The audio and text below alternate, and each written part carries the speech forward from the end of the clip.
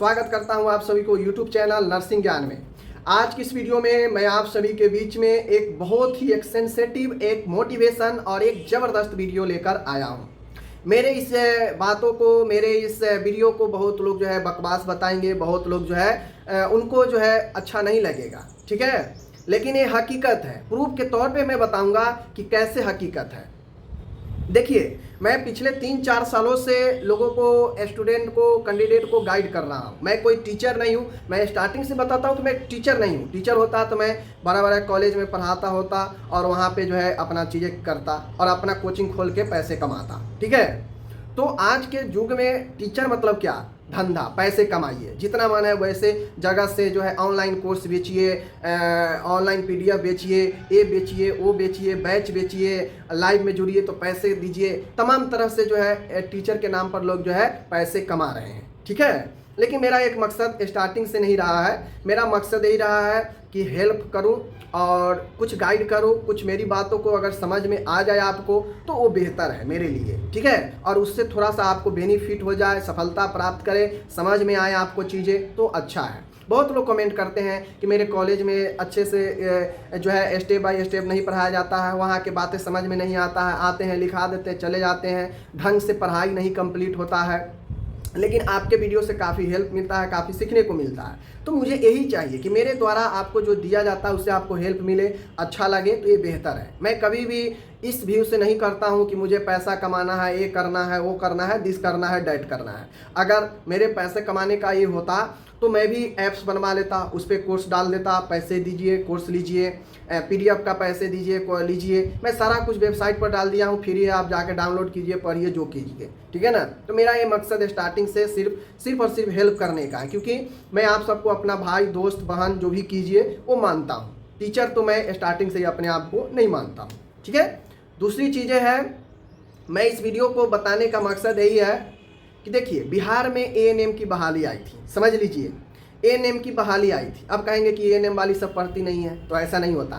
सभी कोर्स में, सभी क्लास में पढ़ने वाले होते हैं और सभी में नहीं पढ़ने वाले होते हैं और सभी में टाइम पास करने वाले होते हैं, ठीक है। अच्छे स्टूडेंट एएनएम में भी है, अच्छे स्टूडेंट जीएनएम में भी है, अच्छे स्टूडेंट बीएससी नर्सिंग में है और टाइम पास करने वाले भी सब में है और एग्जाम के पर्पज़ से सिर्फ पढ़ने वाले सब में है, समझ लीजिए।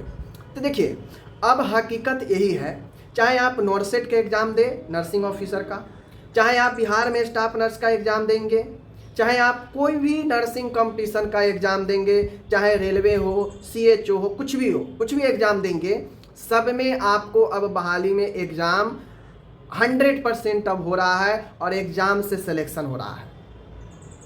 और एग्ज़ाम हकीकत मानिए तो उन्हीं से निकलता है जो अपने जीएनएम किए हैं तो जीएनएम, एएनएम है तो एएनएम, या बीएससी नर्सिंग है तो बीएससी नर्सिंग, जो वास्तव में पढ़ाई किए हैं, वास्तव में चीज़ों को समझे हैं, डेली आधे घंटे ही सही लेकिन वो पढ़े हैं, उन्हीं से जॉब निकलता है, क्योंकि उनका कॉन्सेप्ट क्लियर है, वो बहुत सारे चीज़ों को पढ़े हैं, उनको पता है।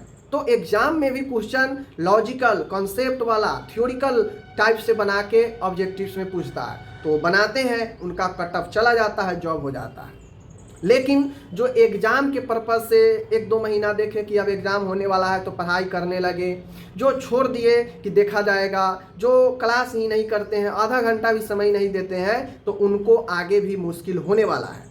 क्योंकि सीधा सीधा जो आपका कंपटीशन का सिलेबस होता है वो आपका नर्सिंग ही होता है, जो आपने पढ़ा है वही सिलेबस होता है। तो आपको वहाँ नहीं पढ़े हैं डेली आधा घंटा, 1 घंटा, तो आपको भिड़ा तो आगे होने ही वाला है, साथ में मुश्किल भी जो है जॉब होना पड़ेगा, ठीक है। मेरा एक कथन है, आप जीएनएम किसी भी ईयर में है, एएनएम किसी भी ईयर में है, बीएससी नर्सिंग किसी भी ईयर में है, आप जो है डेली आधा घंटा कम से कम, चाहे वो बुक के माध्यम से हो, चाहे वो आपको वीडियो के माध्यम से हो, पीडीएफ के माध्यम से हो, आप पढ़ें, जरूर पढ़ें। शॉर्ट क्वेश्चन, लॉन्ग क्वेश्चन का कॉन्सेप्ट क्लियर होगा तभी आपसे एमसीक्यू बनेगा। लॉन्ग क्वेश्चन, शॉर्ट क्वेश्चन के ही अंदर बहुत सारे फैक्ट, बहुत सारे आपको टर्म होते हैं जो एमसीक्यू में पूछा जाता है, लेकिन पढ़ते नहीं है, एग्जाम के पर्पस से पढ़ते हैं तो सिर्फ इम्पोर्टेंट क्वेश्चन पढ़ते हैं, बाकियों को छोड़ देते हैं, तो वही बाकी एग्जाम में आता है तो नहीं बनता है। हकीकत है, देख लीजिए। तो पढ़ाई काफ़ी महत्वपूर्ण है, पढ़े, अवश्य पढ़े। अगर आप सच में सोचते हैं कि मुझे नर्सिंग में करियर बनाना है, सरकारी जॉब लेना है तो आपको पढ़ाई करना ही पड़ेगा। अदरवाइज प्राइवेट में 10,000, 12,000, 15,000 में आपको जॉब करते रहना पड़ेगा जिंदगी भर, और कोर्स करने का कोई मतलब नहीं बचेगा फिर। तो हकीकत, अगर आप चाहते हैं कि रियली में कुछ करूं तो छोड़िए, बुक नहीं पढ़ने का मन करता है, पीडीएफ नहीं पढ़ने का मन करता है, कम से कम सेकेंड ईयर है सेकेंड ईयर, थर्ड ईयर है थर्ड ईयर, फर्स्ट ईयर है फर्स्ट ईयर, प्लेलिस्ट बना हुआ है। कोई भी किसी भी ईयर का प्लेलिस्ट में जाइए, जो आप नहीं पढ़े हैं आप उसे पढ़िए। एक वीडियो देख लीजिए, आधा घंटा 30 मिनट 20 मिनट का वीडियो होता है, वीडियो को एक बार दो बार देख लीजिए, उसमें 2-3 क्वेश्चन होता है, उसको समझ लीजिए और डेली ऐसे करते रहिए तो देखिए आपके अंदर कितना नॉलेज होता है। मैं ये नहीं कहता हूँ कि 10 घंटे 5 घंटे 4 घंटे पढ़ते रहिए, और भी काम होता है। आधा घंटा पौन घंटा तो समय आपको देना चाहिए अगर आप अच्छे स्टूडेंट हैं तो, और चाहते हैं कि जॉब हो तो आपको ये चीज़ें करना पड़ेगा और रेगुलर करना पड़ेगा, वरना जॉब में मुश्किल होगा। बिहार एएनएम में यही हुआ है, 10,709 बहाली था और मात्र मिनिमम कटअप जो एक सेट किया जाता है कि भाई इतना आपको लाना पड़ेगा, उतना सिर्फ लाने में 8700 कैंडिडेट मात्र जो है पास कर पाई। 46,000 एग्जाम दी थी, 46,000, और उसमें कितना अपने मिनिमम कैटेगरी को पास कर पाई, मात्र 8700। समझ रहे हैं, कहाँ 46,000, कहाँ 8,500-9,000, इतना मात्र जो है क्वालिफाइड कर पाई अपने कैटेगरी को, जो कि फीमेल के लिए 32% रखा गया है। मात्र 32% नंबर, 100 में 32%, मात्र 8,800 कैंडिडेट ला पाई। समझ लीजिए क्या हाल है। और यही हाल जीएनएम में भी है, यही हाल बीएससी में भी है, वहाँ भी पढ़ने वाले सीमित है। ये बात नहीं है कि एएनएम में लोग नहीं पढ़ता है, नहीं, जो हाल एएनएम का है वो जीएनएम का है और बीएससी नर्सिंग का है।